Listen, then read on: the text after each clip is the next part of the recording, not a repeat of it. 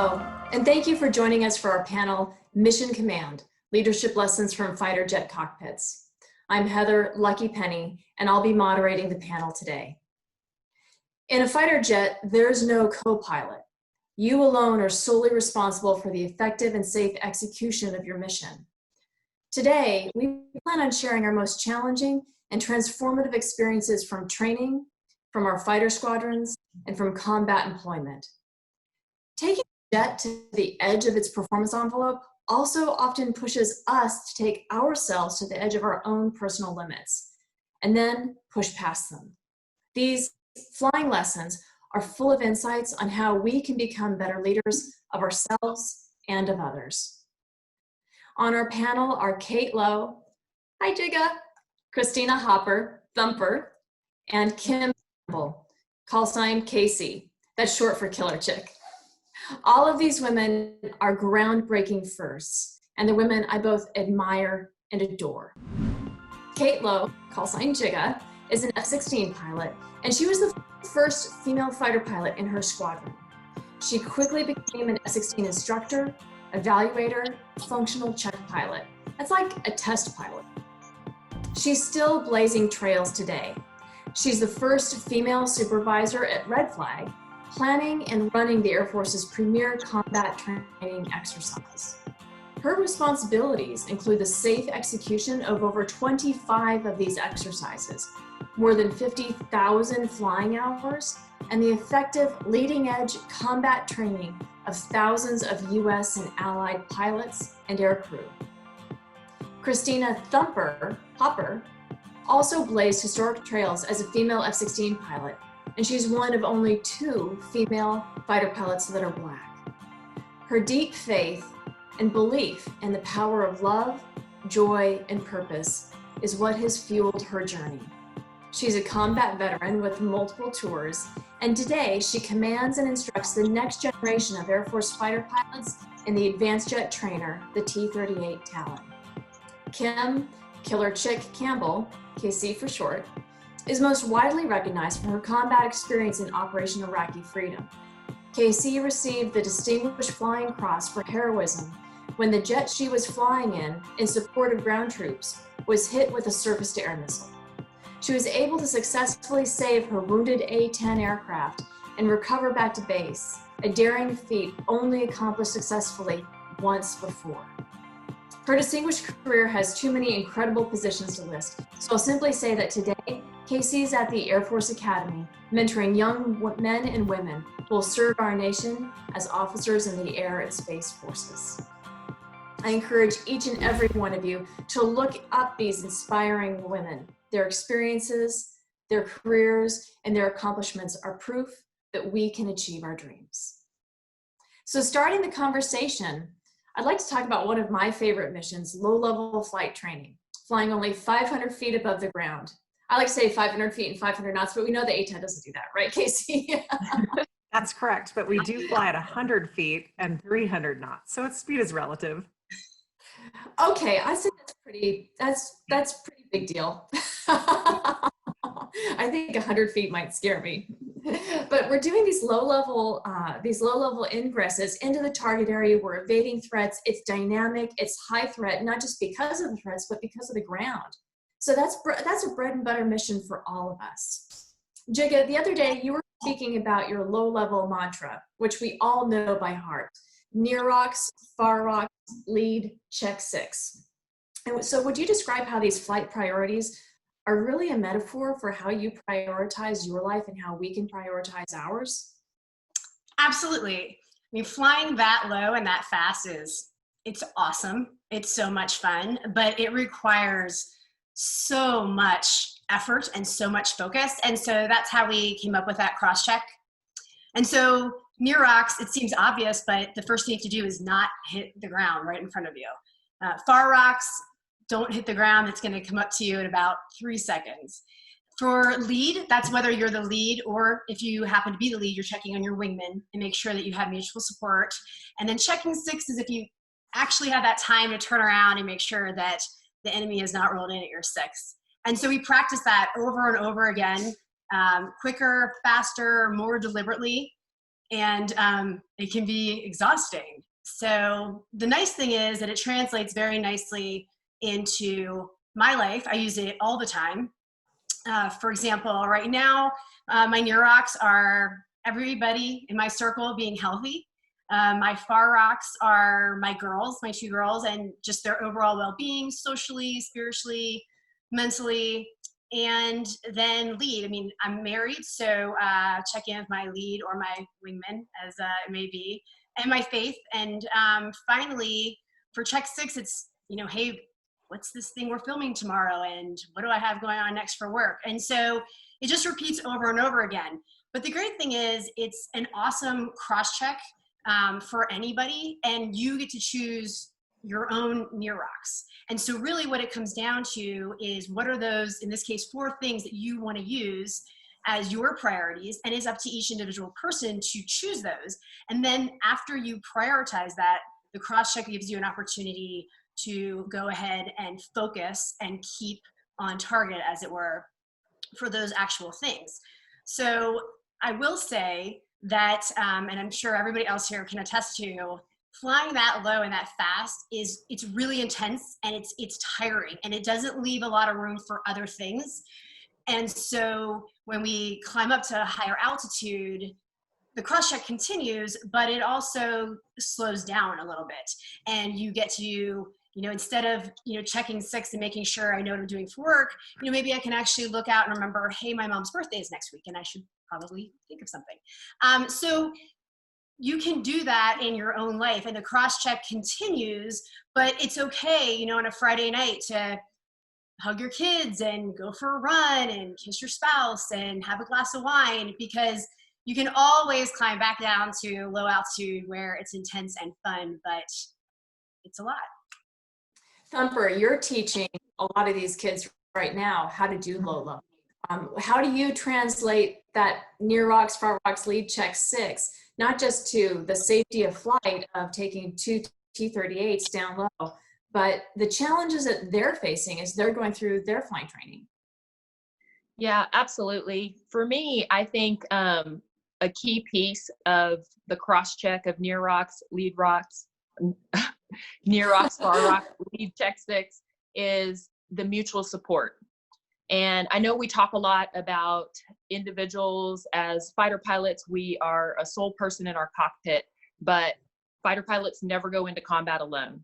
And I know Casey can probably attest to this as well. Having that mutual support, having a wingman, having a flight lead as part of that mix is such an important piece of being successful.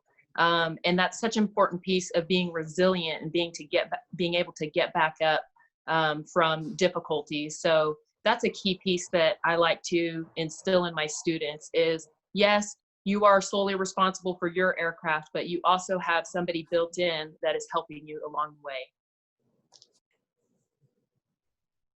Lucky, I would absolutely agree with Thumper. I mean, in my combat mission, when my airplane was hit over Iraq, I did not make it home successfully alone. My wingman, in this case, my flight lead, was absolutely there for me, providing me that mutual support. And it was all I could do to just control and try to fly the airplane.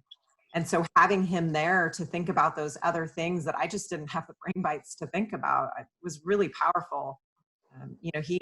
He could see more than I could. He had more awareness of the overall situation, telling me things like to fly west to get over friendly territory in case I had to eject, to continue to put out chaff and flares so that if they shot missiles again, that my airplane wouldn't get hit again. And so I think that's the thing. It's somebody else who can just look out for you and have your back in the most difficult moments. And that wingman concept is really important. I'm so glad you brought up, both of you, the notion of how we do that kind of mutual support, and what JIGA said too about checking in with your flight lead and your wingman. I mean, in areas of our life, we all have wingmen that we need to take care of too. And we all have flight leads, people that we need to rely on, and we can't be afraid to reach out and ask for help. And I remember when I was going through pilot training myself, there were a lot of times when I struggled, and it was really only because we came together as a flight and helped each other out that any of us were able to really succeed and graduate with the same level of knowledge and proficiency and really reaching our own potential required all of us to work together. You know, and Casey, you bring up the notion of, well, frankly, your experience of getting shot at and getting hit. I mean, I can't even begin to imagine the level of stress that you were under at that particular moment of time. I mean, anytime we go to combat, it's a highly stressful environment. And when we go over bad guy land, again, highly stressful, but we have to continue to make decisions. So can you talk about how, you know, your methodology, having experienced what I think of as a peak of stress, how you make decisions under stress and how you've applied those principles to the rest of your life? I mean, how that's influenced the trajectory ever since then. Sure, absolutely. First off, it doesn't happen overnight, right? We don't just instantly have this ability to make decisions under stress. It is years and years of training. And, you know, leading up to my mission in Iraq, I hadn't been in the A-10 very long, but I had training. We had talked about battle damage. And really what it comes down to is you have those training missions to help provide you that guidance in those moments of really difficult times. Because when my plane was hit, I didn't have time to ask anybody for help. I didn't even have time to open the checklist. I just had to react. And thankfully my training kicked in. But that moment was really difficult in terms of just trying to figure out what to do. And I will tell you, the thing that probably has helped me the most in my career in any difficult decision, in any difficult moment, is to chair fly, which flying terms means we prepare for a mission in advance by thinking through all the things that could happen. And it's taking a moment to visualize a scenario and then walking yourself through all the different steps and things that could go wrong and how you might react and what you would do and the steps you would take. And so in that moment when my airplane was hit, I had to make decisions very quickly about what to do with my airplane. But thankfully, you know, my training kicked in and I had thought through it before. My flight lead and I had talked about what happens if somebody gets hit and has battle damage. How do we handle that? What do we do? And so it wasn't this new situation for me. It was something that I had thought about before. Now, don't get me wrong, it was still incredibly stressful and quite honestly terrifying, but I just had to rely on what I had done before to train and then to prepare. Now, I use this same idea in my everyday life. I try to visualize, I could call it chair flying, difficult situations in advance, because the science tells you that repeated exposure to similar situations means now you become more familiar with it. And if you're familiar with it, then you're less likely to feel this stress and fear. And so it's really about just visualizing, chair flying your mission in advance and thinking through all these difficult things that could happen. And then once you've done that and you've thought about it, then you're just less likely to feel the stress associated with those tough decisions. Yes, Lucky, I would completely agree with Casey. You know, as an athlete and competing in sports, it's that same concept, that idea of you train and you do things over and over and over again, and you repeat those same procedures and the same type of scenarios so that when you go into a race, there aren't as many surprises. There are always going to be things that come up that you don't anticipate and that you can't plan for, but you've mitigated a lot of those things, and that definitely reduces your stress and gives you more confidence to execute successfully and to execute appropriately for whatever scenario you're in. I love the fact that you brought up sports, because it's like muscle memory, right? I mean, you develop a certain muscle memory, a familiarity, and even though it might be hard and create a lot of effort, require skill or precision, then those repetitions give you the confidence. And even if they're mental repetitions, you can then think about the what ifs and the contingencies of what if I have an emergency, what kind of emergency I might have, what happens if something different pops up. And so thinking about, like Casey said, everything that could possibly happen, or as much as we can imagine, allows us to be prepared and then therefore confident. And then if something pops up that, you know, we hadn't expected, we have a greater level, a greater capacity to be able to improvise, because so much of it is already wired in with that muscle memory. I know, and that's because I as soon as you said chair flying, I just had this vision of myself sitting in my dorm room in pilot training, because I was not a strong swimmer in T-37s. And so I remember I had no background in flying. So I remember sitting there and staring at that poster on your wall of like the cockpit layout and going through ground ops and feeling absolutely ridiculous and kind of helpless all at the same time. My checklist strapped to my leg in the middle of my dorm room. But it absolutely works, or that methodology is solid.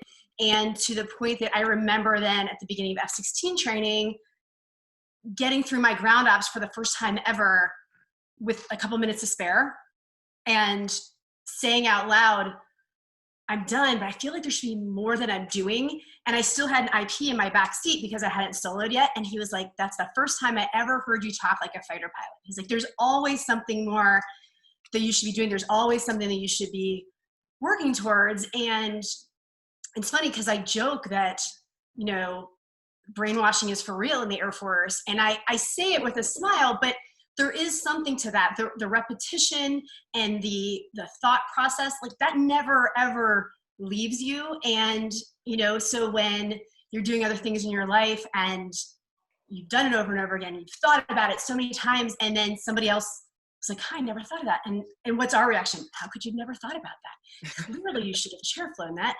Obviously we could have, you know, come up with all of those contingencies. And so it is cyclic, and it is repetition, and, you know, it comes out in the best and in the worst of times. I totally remember having the toilet plunger between my legs too, as this feeling totally ridiculous, but having that toilet plunger and moving it all around as I'm imagining flying the airplane. And then I go into F-16 training, and I'm like, what do I do with my toilet plunger? Is it on the side? Is it on my side now? And wait a second, I need buttons for all the systems. But, you know, all of you talked about, you know, contingency planning, and not just chair flying the perfect mission and chair flying it exactly the way we planned it and we want it to go, but also chair flying and thinking about what might happen if. So we have a number of different plans for contingencies and things like that. And of course, that's all based off of what we assess to be realistic and probable and so forth. But there's so much about combat that surprises us still, whether or not that's the enemy's order of battle, what capabilities we're limited to. Sometimes it's just the environment or the context. And it's not what we either planned for, trained for, or the contingencies that we've thought about it. Like, it's just not going the way that we want. So JIGA, you run the biggest and the most stressful combat exercise in the world. And I know you're giving these guys hard problems, right? And you've talked about the pushback you get from your pilots on certain scenarios that you plan out. And part of your advice to them is don't fight the scenario. As in, like, fight what I've given you. Don't push back and say that would never happen, right? So can you talk more about what this means to you? And again, how we can take that and apply that as well to our own lives? Sure. So there's a lot of thought and preparation put into all these scenario developments, and still people will come back with, can I have more munitions? Can I have more assets? Could you take down that threat? And my basic advice to them is to not fight the scenario. And basically what I mean is, you know, they think that when they get into theater, because it's real combat, they'll have everything that their heart desires, right? They'll have perfect intel, and they'll have endless precision munitions, and that it's all going to be awesome because it's real. And that's just, it's not true. And so my best advice is to not fight the scenario, but to fight the tactical problem, because fighting the scenario is honestly just a waste of time. And everybody's time is valuable, and their energy is even more valuable. And so why fight? It's essentially, why fight something that you can't change? And so, you know, my advice to them is always to fight what they see. And there's really no point in sitting around going, that's not fair, that would never happen, this isn't realistic. And meanwhile, you know, they've gotten shot down by that one enemy that they thought never ever could roll in on their six. So that makes a ton of sense in terms of, you know, the things that you can't control, right? I mean, the environment, the context, don't fight that scenario. But on the other hand, we've all experienced context environments that we needed to change, right? And here I'm talking about being in a man's world. And Thumper, for you, right? Being the only Black female going through your training and getting to your squadron. I mean, that was that's a huge double whammy, if not, more than just additive, right? So how do we determine when we don't fight the scenario and focus on the tactics with the resources we have? And when do we decide it's time to begin to change the context and make that kind of influence and change the scenario, change the environment? I think a lot of that has to do with what your value set is. And we're each going to find that value set in a different place. It may be part of our background or part of our faith system. And so once you find that you are bumping up against I cannot cross that line type of scenario, that's when you have to start advocating. And, when I was going into my first fighter squadron, there were pinup posters on the wall. And when I walked into my first briefing and closed the door, I was like a little bit in shock. And I told the guys, I said, after the briefing, I carefully took down the poster, did not rip it, just folded it up and put it away. And the guys asked me, hey, what happened to the poster in that briefing room? And I said, you know what? I don't mind if you guys want to have those posters up, but I'm just not comfortable having them in the briefing room. So if you want to hang them up in the men's locker room or something like that, that's totally fine with me. But when we're briefing, I just don't want that there. And so that's hard, especially as a young lieutenant, to kind of speak up for yourself and advocate when it may not be popular. But you absolutely have to determine where your values lie and when it's time to speak up and advocate for yourself. I am a huge proponent of doing that in the most respectful way, not judging others for where they're at, but just trying to advocate on behalf of your own self so that you can get what you need to be successful. Absolutely. And I found in my own experience that it wasn't just enough to have those boundaries, but we also needed to continue to prove our capabilities, because that's Absolutely. ultimately the litmus test, right? Is how competent we are, how skillful we are, how devoted and dedicated we are to mastering our craft, because that's where the real credibility lays. And I've, in my own mind, distilled some of this down to culture, right? And I call it mission purposed culture, where rather than being distracted by things like posters, which are not a real expression of what the broader culture should be about in our group, right? Because groups have norms and beliefs and behaviors and values. That poster wasn't a real representation of what we as fighter pilots value, which is ultimately skill, right? And so beginning to move back towards that kind of mission filter. How does this help us accomplish our mission? I think not only begins to create space for everybody, but it also refocuses us on being better at what we really want to be doing. And so in light of this, obviously we're talking about skill, we've got some of the context, don't fight the scenario, but we've all experienced those obstacles that seemed insurmountable. And we might at first fail at what we're trying to do, whether or not that's developing a new tactic or really learning how to jink well and evade someone who's trying to gun you. And Thumper, you've talked also about what you call success. It's a success principle that you call bounce back, finish strong. And it's very similar to the value sets that you just talked about, but could you expound a little bit about what you mean by bounce back, finish strong? Absolutely. One of the things I run up against as an instructor with my students is this idea that they make a mistake and then that they start focusing on that mistake and it snowballs. That's what you call it. Just like the snowball, just picking up momentum. It's just rolling downhill and just picking up more and more. And so one mistake lends itself to another. And then the next thing you know, the entire sortie is just a mess. It's shot. And so the idea of bounce back, finish strong is, and I will frequently tell them this in the debrief, we talk about compartmentalization, and you've got to take that mistake, lock it in a box for a moment. Okay. We're going to think about that later. And when you go home tonight, you can have a drink, you can cry about it, and you can go over what went wrong. But in the moment, while we're in the middle of flight, I want you to put that mistake behind you. And I want you to focus on what's in front of you, because what's behind you, there's nothing you can do to change that. But what's in front of you, you can affect by having the right mindset and being mindful and present in the moment.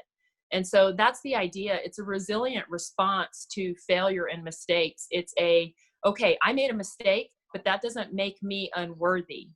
Because we so frequently take the things that we do and we associate our worth with the things that we do, instead of finding that our worth is inherent and that we have inherent value in spite of our successes and failures. When you can find your inherent worth inside of yourself, then it gives you the ability to look beyond the mistakes that you make and to continue to press on to what comes ahead. So funny you mentioned that, Thumper, because looking back at my career, like one of the worst missions I've ever flown happened in pilot training. And it was my check ride, my evaluation for formation checkout. And during the mission, right, we're supposed to be flying really close to the airplane next to us, and my visor kept fogging up. And so finally I got to a point where I was a little bit uncomfortable from a safety perspective. So I just mentioned it to my evaluator in the back seat, and he said, okay, no problem. I have the aircraft. And we moved away and I cleaned out my visor. And then I brought it back in. But in those moments, all I could think about was how horrible I had flown a minute ago or 30 seconds ago, because my visor was fogged up, and I kept thinking, I'm going to get so many downgrades, right? He's going to critique me for how I was flying in those moments. And I wasn't focusing on what I was doing right now. And the mission totally snowballed. And it was probably the worst mission I had ever flown. And afterwards, I sat down with my evaluator, and actually the flight commander as well, because they really felt like it was an important lesson right there in that moment to tell me that I have to let it go and move on. And so I have taken that with me in my career, right? There's going to be moments in life where things don't go well, and you make mistakes. And I say this now, and it's advice that I tell myself even today: let it go and move on. So very similar to kind of what you were talking about. You have to let it go, because if you focus on it, it's just going to get worse. And then you need to move on. And it is absolutely critical, not just in flying world, but in life too, because we all make mistakes. It's going to happen. We might as well just be upfront with that. And then when it does, we acknowledge it, we debrief it, and then we let it go and we move on and figure out how to do better the next time. I actually, when I became a flight commander at Luke at F-16 school, I was so excited. Like, first time being a flight commander, I had one female student. It's my first female student. I was super excited. And like 2 days before I took over the flight, she came within about 10 feet of landing on top of another instructor. And it was pretty harrowing. She was extraordinarily experienced civilian pilot. She had way more hours than anybody else in the class. And so my very first day, like, that's what I walked into. And she had flown, like a cleanup mission, because she had obviously not passed that ride. And it had not gone well. I mean, she passed, but it had been kind of ugly. And so that was my first real conversation, to have to sit her down and just say, hey, and there were, it was emotional. Like, it's hard, right? There's no crying and debrief. Like, you pull yourself together, but it is emotional to think that you are so good at something, and she was so experienced, and she made a mistake that it could have been catastrophic. And so to kind of just walk her through that, just like Thumper said, that doesn't make you a bad pilot. That makes you a pilot who had a bad mistake on one day. And thankfully, that's why the instructors are, so well experienced and so well versed, and he got you out of a very difficult situation. And I'm glad that it hit you so hard, but you need to just internalize that, and then we need to move on. And she came back the next day with a smile on her face, and she finished up the class superbly. But you know, it's a very intense thing to learn and to be able to put behind you, but it's something that everybody has to learn, flying or otherwise. Yeah, and I'd like to reattack as well on this question, because both of the stories that JIGA and Casey were talking about reminded me of my initial F-16 experience. And when I first started, I was doing very well in the program. And a couple months into the program, I got engaged. And that was so life-changing for me that my husband was also going through pilot training at the time. And so we were geographically separated. And so it was a stressful time for me. And I got so excited about the idea of getting married and, you know, what the future held. And I got so focused on that I hooked, meaning I failed the next 3 flights in a row. And the next thing I knew, I found myself in the DO's office, and he was talking to me about my focus. And he said, listen, I'm very excited for you about your engagement, but you've got to get your head in the game. And that was a wake-up call for me, because I realized I went from doing very well to all of a sudden, I'm about to wash out of this program if I don't get my act together. And so it really required me to kind of hone in and refocus on the moment. And just like we've been talking about, that present moment, it's so hard. There are so many things that distract you and want to pull and vie for your attention. And we've just got to focus in on the moment, because what we're doing right now is about as much as our conscious minds can handle. You know, and I love the fact that each one of you brought up control, not just in terms of the things that we can do, because I think that's mostly, that's more typically how we think, you know, okay, I can't control the weather, but I can control where I go, or the type of approach that I'm going to do, and so forth. We think about what we can actuate and actions that we can take. But in reality, sometimes the most important piece for us to understand what we can and can't control is time. And we can't control the past. We can't change the past. We can only control what we do here and now, and what we'll do going on in the future. And I don't know about you all, but for me, I will sometimes get sucked into thinking about my last flight, or that, you know, when y'all are talking about the snowball, right? I can't tell you how many times I'm thinking, that was me. I've had a place like that, you know, where I beat myself about what I did in the past, rather than just accepting it, going, okay, that's it. I got to compartmentalize. I've got to learn, and I've got to, you know, move on. But that's actually an essential skill that we've all learned through the debriefing process, right? It's the most important piece of any training sortie. It's where we honestly and sometimes brutally go over every element of the mission, dissecting everything from the mission planning to the ground ops to the flight, and, you know, what we did well, what we did wrong, why, and how we do it better next time. And so we all have wisdom to share here. But JIGA, I was wondering if you could start off, because you lead the biggest debrief in the entire Air Force. It's a lot.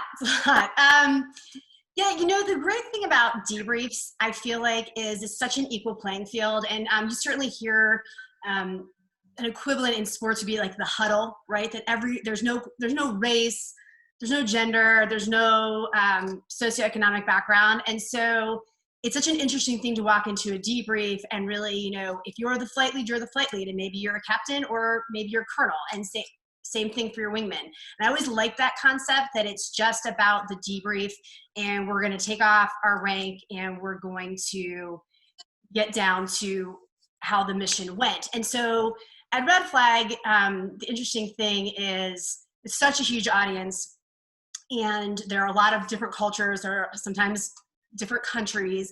And so I truly think that what makes the American Air Force so strong is that we are brutally honest. Sometimes maybe more brutally than we need to be, but we really want to get down to the essence and the execution error that we found, and then work our way back of how we can fix that.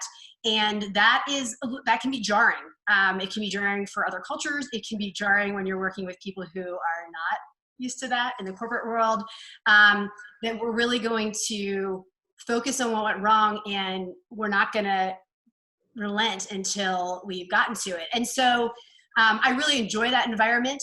It doesn't mean it has to be uncivil, but it does have to be very disciplined. And then probably the part that I love the most is when we walk out and everybody's rank goes back on and go have a beer, and just that compartmentalization that Thumper already talked about, is that you have to, and same thing, you have to let it go, right? So we're in that moment, we're debriefing hard, and now we're going to move on from there. And really the important thing when you walk out of there is, you know, your lesson learned. You know, the next time I will ... I think that's the most basic example an IP ever gave me, was just, if you leave with one thing, the next time I will do this. And I think that the other thing that makes us good at debriefing is it can't be a generic, you know, idea. It has to be something concrete. You know, in pilot training, it was, you know, the next time I will put my flight gear on this way, because maybe it was something with your visor, or maybe something with your mask. And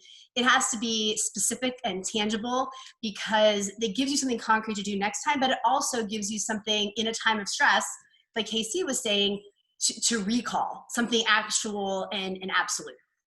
One of the things that I would say about a debrief too is that your best debrief is going to happen when you have trust within that organization, because now when you have that trust, now you can have the courage to be vulnerable, right? And admit mistakes and bring up things that you did wrong, or have the courage to tell somebody else that they did something wrong, or something that they did that didn't help you in that scenario. And so I think it's really important, and it's very hard to do in that big red flag environment with so many people. But it's, I think, you know, in a smaller organization, you know, in establishing trust amongst each other, so that in those really difficult moments, you can have a debrief. And I think one of the really cool things about debrief is that it's not just relevant to the flying community, it's relevant to business, it's relevant to your home life. I mean, you can look back on a day and have a conversation with your family just in terms of, how do we do today? Especially now in the current environment, during the pandemic. I mean, my husband and I will sit back and kind of look and go, how do we do with homeschooling and trying to balance, you know, working and teaching our kids and getting them outside and off the screens? And we kind of evaluate how we did. And then we have a conversation about, all right, how can we make tomorrow better? And so I think that's one of the really cool things about the debrief, is that translates to everyday life. And you can have your best debriefs when you have this environment of trust, and so that you can really share and get down to, you know, what JIGA called those lessons learned for the next day. I 100% agree with Casey on the trust aspect. And, you know, when you become an instructor with thousands of hours of experience and you make a mistake, one of the things that I have learned as an instructor of instructors is teaching them that as instructors, we have to own our stuff.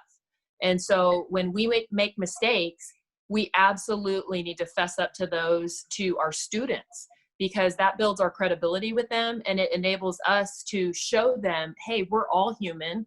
We all make mistakes, but here's how we're going to learn from that so we can all get better. And just like Casey talked about, translating to the home, if I yell at my kids, if I accuse them of something and I turn out to be wrong, I've got to own my stuff with them too, and tell them, look, I am so sorry, I messed up and I made a mistake here. Would you please forgive me?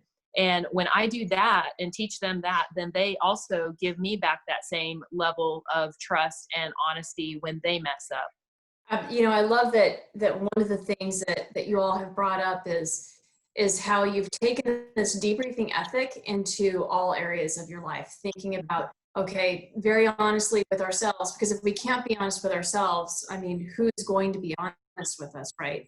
But one of the challenges there is oftentimes, I mean, it's bruising to our ego, especially when it's something that we care so much about. I mean, every student who's going through pilot training right now cares about being a good pilot.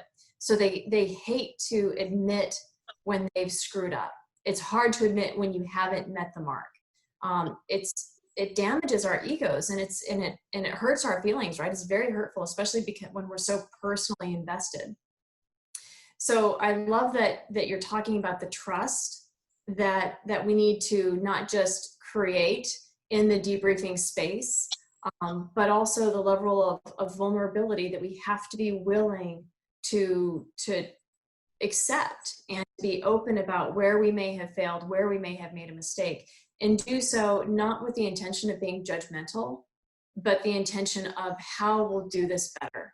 And I think that power of striving for excellence, and in some ways caring about those values of improvement more than defending ourselves or making excuses for our behaviors and our actions, is really important. And Thumper, how you model that, Casey, how you might, and JIGA, I mean, the fact that we model that as leaders, and then also hold ourselves to those exact same standards, it's really, I think, very powerful. Again, not just in the debriefing room, but it sets a culture and a standard and a whole way of life. In that vein, though, how do we have the courage to become that vulnerable? I mean, do you have any practical advice for how we do that? I think it's hard, right? Vulnerability, people think of the word vulnerable and they think weakness. And we're not talking about vulnerability in a weapon system or anything like that. We're talking about vulnerability as a leader. And it means you're open to risk. It means you're open to uncertainty. But by doing that, right, by admitting that you don't have all the answers and asking your team for ideas, or admitting you made a mistake or a bad decision and then having to go back and own that, that's vulnerable. And when you do that, you create this environment of trust. And so it's not something that's going to happen overnight, but you just have to be willing to be open to new ideas, to doing things a different way, to getting outside your comfort zone. And that's vulnerable. And that's hard to do because, especially right as fighter pilots, it's, you got to set the ego aside a little bit and really focus on what's important. And it's creating that environment of trust with your team. But it's a work in progress, right? It's something that we can all strive for every day. And as you do that, just as an individual, as a follower, then it sets you up in terms of a leadership role of being able to do that with a bigger team. But it's hard. It's not easy. And being vulnerable, certainly there's some risk associated there. There's risk to your ego. There's risk emotionally. But I think in the end, if you can be vulnerable and create that environment of trust, now you have an environment where your team can be more creative, be more innovative. And I think that goes a long way into kind of setting the stage in terms of how to excel and as a team. I also think that it requires training, just like anything else, and practice.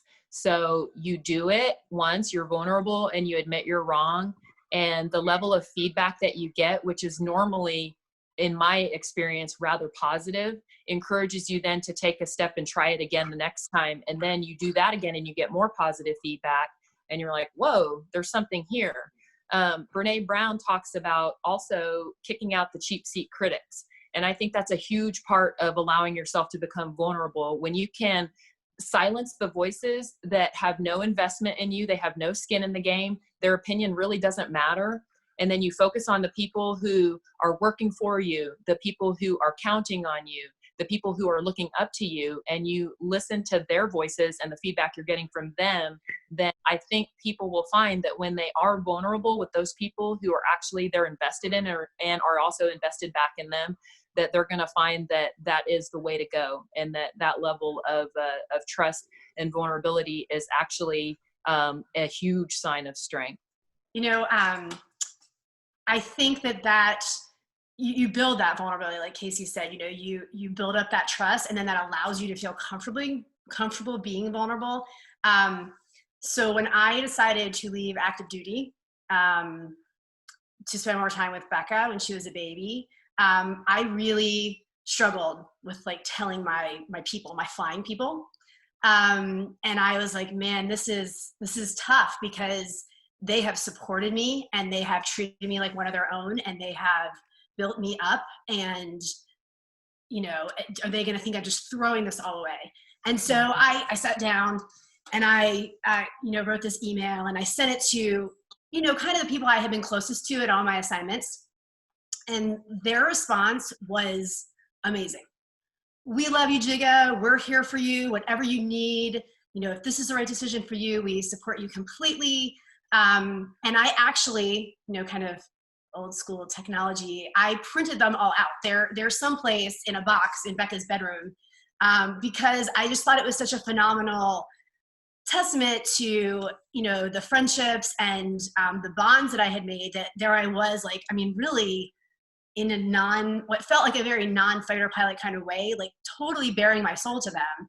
And they're like, yep, whatever you need, sister. Like, I could have been asking them to fly in a bad guy land, or I could just be like, could you hold this kid so she doesn't spit up on me? And they were all in. And so I think that's, you know, to see that reward, it encourages you to continue to have bonds and friendships and trust like that. And to, you know, I hate to sound cliche, but to treat people how, you know, you hope that they would end up treating you. But it was just such a nice little example of, you know, somebody having your back.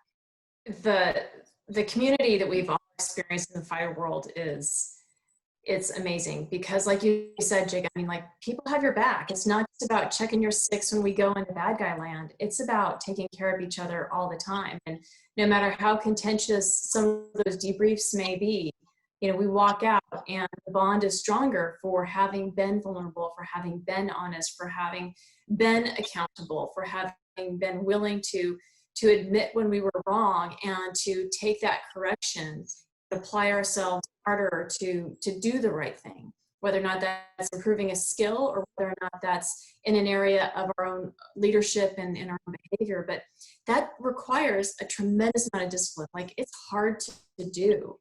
No matter how dedicated and how purposeful you are, sometimes we get depleted. So Thumper, I know that, you know, you've talked a lot about joy and the struggle for joy. And so I was wondering, do you have any advice for how you've applied that in your own life and what you've seen in the fighter world, and how we can maintain our energy and our heart even when times get hard? Sure. I think the first part of it is finding your purpose. Your purpose is your core. It's the center that you come back to when things are good or when things are bad. And so you've got to find that one thing in life, and maybe it's more than one thing, but there's one underlying principle that you want to guide your life. What do you want to be known for? What gives you a sense of feeling like you are doing what you were meant to do in this world? And when you find that, then you find joy. And joy then becomes the catalyst for hope. And hope is that feeling that even though today may not be great, and even though what I'm going through right now in my life is not great, that there are better days ahead, that there is something that I'm aiming toward. And so constantly having that core to come back to gives me that sense of joy and hope, even when I'm going through difficult struggles. When I left the active duty Air Force, I was out for about 3 years. And then I started applying to reserve units to try to get back into aviation. And I got medically disqualified. And it was a paperwork mistake from my VA disability, but it was something catastrophic to me. And I remember sitting down in my master bedroom on the floor and just sobbing uncontrollably, because I always felt like aviation was something that was so important to me, and it was something that I always intended to get back to, and it was part of who I was. So I kind of felt like a part of me was dying in essence. And going through that process of mourning the loss, and then having my husband there with me telling me, we're going to fight this. And he said, this is not right. You're healthier than you've ever been, and we're going to fight this. And you know, honestly, if it weren't for him being there to kind of pick me up and to be my advocate and to start helping make phone calls to get the medical appointments that I needed so that I could get back into aviation, I don't know that I would be flying today, to be honest. And so I think that that's kind of a big piece of it. It's knowing your purpose. It's having the right people around you to lift you up when you are struggling. And then just having a faith and whatever faith that system that looks like, having something that you know is absolute, having something that tells you when everything is bad, this one thing is good. Those are the things that have given me the ability to keep getting back up and to keep experiencing joy even in the difficult times. It's so interesting, Thumper. You know, one of the things you said about, you know, surrounding yourself with people that will support you in those difficult times. I think back to very early in high school, actually, when I got a rejection letter from the academy. And, you know, it was all I ever wanted was to go to the Air Force Academy and become a fighter pilot. And getting a rejection letter was just, I mean, it was crushing. I just couldn't fathom, like, what was I going to do now? Everything I had worked for was to go to the academy and become a fighter pilot. And I'm so thankful for the people around me that said, Kim, don't give up, don't quit, right? That would have been kind of the easy thing, come up with a different plan. And granted, my parents made me have other plans, but I was so thankful that there were people around me willing to just push me and to tell me to write the academy every day and tell them that I was still interested, to even show up on the first day in case someone changed their mind. And thankfully, I did get an acceptance letter 2 weeks later, but you know, surrounding yourself with people that will support you and encourage you in those really difficult times is so important, because we're all going to face challenges and uncertainties and blows, and things are not going to go the way we had planned. And so having a team of people to support you and at the same side, you know, doing that for other people as well, and reminding people that, you know, just because we get knocked down doesn't mean we can't get back up again and keep going after our goals, because it's all back to that purpose, right? What is most important to us? What can we still continue to do to achieve that goal and to continue our purpose? And part of that is, you know, having a team around you that will support you and help you out in really difficult times. Yeah, I would say the ROTC thing went okay, but I was such a late bloomer as a pilot. I mean, dreadfully late bloomer. They canceled those T3, but T3 training got canceled, 97, you guys know. And I had no flying background whatsoever. And I rolled into Shepherd and captain of the Air Force flying team, and, you know, 4 guys from Germany who had 80 hours each. And I'm just like, hey. And, you know, just to have, to just basically, you know, put one foot in front of the other and just keep going. And to have somebody, you know, like you said, like I remember like being in tears visiting Greg one weekend from IFF. And I was like, are you still going to want to marry me if I like just completely washed out of this program? He's like, yeah. So it's so reassuring to have family and your parents and everybody else, and to have that support. And I think that's probably something that rings true with most successful people. There's someone there that always believes in you. They're going to love you whether you succeed or fail. And so you just need to put your head down sometimes and it's just one sortie after another.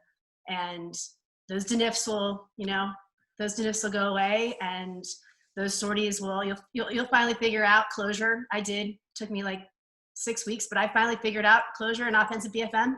It takes time sometimes. And so, and just because you struggle in the beginning, that doesn't define how you're gonna, you know, finish in the end. I mean, imagine that, like I got married and I moved to Utah, and every night I went to bed with my husband and I was happy, and they stopped writing grade sheets on me. And, you know, suddenly I could function like a normal human being for the first time as an adult. So, you know, I don't want to say it's not where you start, it's where you finish, but everyone has their struggles, and it's just a matter of keeping on.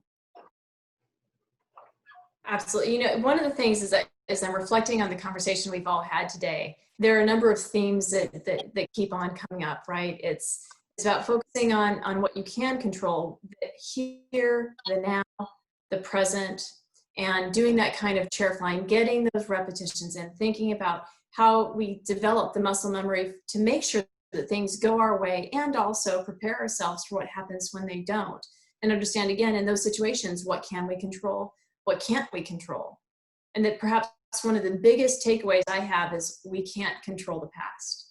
And we have to let the past go, don't judge ourselves, but also still have the vulnerability, the honesty, the strength, the purpose to be honest with ourselves and others about where we failed, what we did wrong, how we can do better. And then that how we can do better is the one thing from the past that we can control, because it's something we can do now. It's something we can do in the future. And I don't know about you guys. I mean, I also struggled through pilot training. I mean, I was never going to be able to pass instruments in the T-37. I just thought like the RMI was a magic box. I was never going to be able to do a fix to fix. But my purpose was so strong that I just kept at it. And so JIGA, like you said, I just put my noggin down and I kept on trying and trying, and I got in the simulator and I did it over and over and over again. And so my purpose was bigger than my fear. My purpose was bigger than my ego. And that's part of what gave me that strength to go on. And as you've all said, it's also who we surround ourselves with. It's our wingmen, it's our community, it's our families, it's our flight leads. And making sure that we surround ourselves with the people who have our best interests in mind, and so that they can be supportive of us when we're kind of at that bottom level, right? And so building that community, though, is also a two-way street. When we're the flight lead, how do we take care of our wingmen and make sure that they also are moving towards their purpose and sharing our strength when it makes sense? And in the end, it's the struggle in many ways that creates the joy in what we're doing, right? I wouldn't trade a single bit of my experience in the F-16 and pilot training in the Air Force. I would do it all over again if I had the choice. And I think that you ladies probably feel the same way. Any parting words, any last words that you want to have for our audience? JIGA, I'll let you go first. I think I'll just piggyback on what Thumper was saying about joy. You know, who knows, but I'm finishing up, I'm coming towards the end of my Air Force career, and you know, some days I get up and I'm like, who's gonna win today? Is it gonna be JIGA or is it gonna be finance? Because it's been 6 months, I still don't have my travel voucher paid. But I think it's such the paperwork can get you down, and the flying can be intense, and this is a serious business. And so when I think about the joy piece of it, I feel like none of us would have continued to do this if we didn't have joy from it, from the flying aspect and also from like the personal side of it. And so, you know, I joke that, you know, Casey, when you finished up your senior, you know, your senior school in the Air Force, that the lobotomy happens and, you know, you forget how to think like a lieutenant. And I always think that the cure to that is like, you should just go spend one day with second lieutenant. I mean, Thumper probably does it all the time. And just their pure joy, and you do it now at the Air Force Academy, like their pure joy at the smallest little thing. It's like watching a toddler with a grape. It's watching a second lieutenant like climb into an airplane for the first time, or learning how to make jalapeno popcorn. They just are so enthusiastic, and they're so, you know, there's no bitterness in them. And I feel like that is the thing that is going to help me defeat finance. Like in the end, I'll retire on my own terms, because the lieutenants remind me of the joy of being in the Air Force. And they literally, I think literally I go back to Red Flag to have them like renew my Air Force soul. And it's good for my Air Force spirit to see their enthusiasm, because what we do is hard. And if we can't do it with some joy, then it'll crush you eventually. I'm so with you on looking at our young cadets at the Air Force Academy and just how much excitement they have for what they're about to go do. And like you, I am getting ready to end a 23-year career in the Air Force, coming to a close here at the end of this month. And you know, I'm so thankful for all the opportunities and the challenges, right? I never could have imagined when I was a cadet at the academy, or high school student for that matter, like all the challenges and opportunities that I would have, but it has been so incredibly rewarding, and I have learned so much from it. And even the struggles, I mean, even kind of the lows of my time, whether it was, you know, barely passing a check ride, whether it was getting hit over Baghdad, I've learned so much from those experiences, and they've made me who I am today. And so I'm thankful for them, even the lows. I mean, I'm glad I'm past them, but I'm thankful for what I've learned from them. But I think most importantly, what I look back on is, you know, my brothers and sisters and people that I've worked with and been deployed with, and you know, just the opportunity to fly together and go make a difference in people's lives. It's been an awesome ride. And looking at the young generation today gives me hope in terms of, it's hard for me to leave the Air Force, but I'm excited at the same time because of what they're about to go do. It's pretty awesome. I guess my final thoughts are that you get to decide. So there are two ways of looking at the world. You can either look at the world and allow the world to define you and to give you your worth. And if I had let the world do that to me, then when I was a kid, they said that I wasn't worthy enough because of the color of my skin. When I became among the first generation of female fighter pilots, many men said that women shouldn't be in fighters and that you shouldn't be doing this and that you're not qualified.